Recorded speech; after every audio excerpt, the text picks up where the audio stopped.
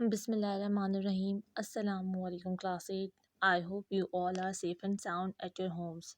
Today we are going to start a new chapter. The name of the chapter is The Mox Turtle Story. That is chapter 12 in your book, and that is the chapter which is the last one in your final term syllabus.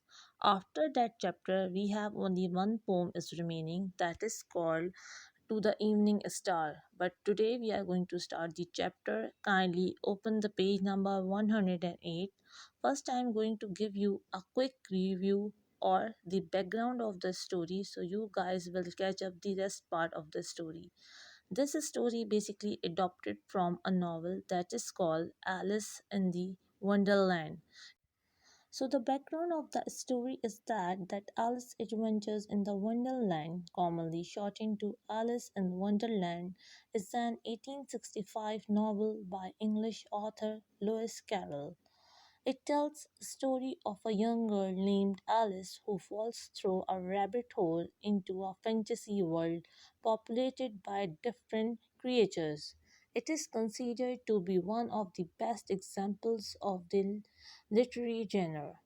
Let's talk about the character of the Alice. Alice is a fictional character and narrator of the Lewis Carroll's children's novel Alice Adventures in Wonderland. Alice unintentionally goes on an underground adventure after accidentally falling down a rabbit hole into a wonderland. In the sequel, she steps through a mirror into an alternative world.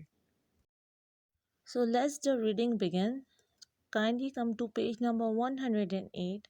First, I am going to read the chapter for you guys, then I will explain it to you. Alice is in the garden with the ditches. You will meet a strange queen and other strange characters too in this make believe world. You can't think how glad I am to see you again, you dear old thing, said the Duchess as they walked off together. Alice was very glad to find her in such a pleasant temper and thought to herself that perhaps it was only the pepper that had made her so savage when they met in the kitchen.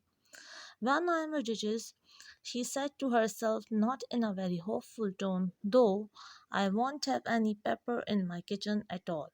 Soup does very well without. Maybe it is always pepper that makes people hot temper. Kindly underline this.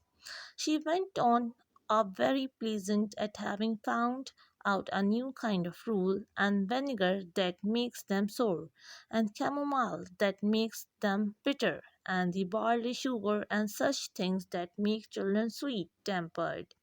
Only wish people knew that, then they would not be so stingy about it, you know. She had quite forgotten the Duchess by this time and was a little startled when she heard her voice close to her ear. You are thinking about something, my dear, and that makes you forget to talk. I can't tell you just now what the moral of that is, but I shall remember it in a bit. Perhaps it has not one, Alice ventured to remark. Child, said the Duchess, everything's got a moral, if you only can find it, and she squeezed herself up to closer Alice's side as she spoke. Alice did not like her keeping so close to her because the Duchess was very ugly. However, she did not like to be rude, so she bore it as well as she could. The game is going on rather better now, she said, by way of keeping up the conversation a little. You guys can see the picture which is given below on page number 109. So, said the Duchess, and the moral of that is, oh, this is love that makes the world go round. Somebody said, Alice whispered, that is done by everybody minding their own business. Oh, well, it means much the same thing, said the Duchess, and the moral of that is, take care of the suns, and the sounds will take care of themselves. How fond she is for finding morals in things, Alice thought to herself. I dare say you are wondering why I do not put my arm around your waist, said the Duchess, after a pause. The reason is that I am doubtful about the temper of your flamingo, that is the name of the bird. Shall I try the experiment? He might bite. Alice replied, not feeling at all anxious to have the experiment tried. Very true, said the judges. Flamingos and mustard both bite, and the moral of that is birds of a feather flock together. Only mustard is not a bird, Alice remarked. Right, as usual, said the judges. What a clear way you have to putting things. It is a mineral, I think, said Alice. Of course it is, said the Duchess, who seemed ready to agree to everything that Alice said. There is a large mustard mine near here, and the moral of that is the more there is of mine, the less there is of yours. Oh, I know, exclaimed Alice, who had not attended to this last remark. It's a vegetable. It doesn't look like one, but it is. I quite agree with you, said the Duchess, and the moral of that is be what you would seem to be, or if you had like it to put more simply, never imagine yourself not to be otherwise than what it might appear to others that what you were or might have been was not otherwise than what you had been would have appeared to them to be otherwise.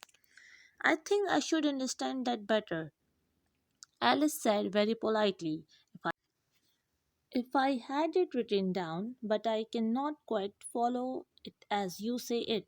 That is nothing to what I could say if I choose, said the Duchess replied in a pleasing tone. Pray don't trouble yourself to say it any longer than that, said Alice. Oh, don't talk about trouble, said the Duchess. I will make you a present of everything I have said as yet. A cheap sort of present, thought Alice. I am glad people do not give birthday presents like that. But she did not venture to say it out loud. Thinking again, the Duchess asked. I have a right to think, said Alice sharply, for she was beginning to feel a little worried. So, student, that was the reading of the page number 108 to 111.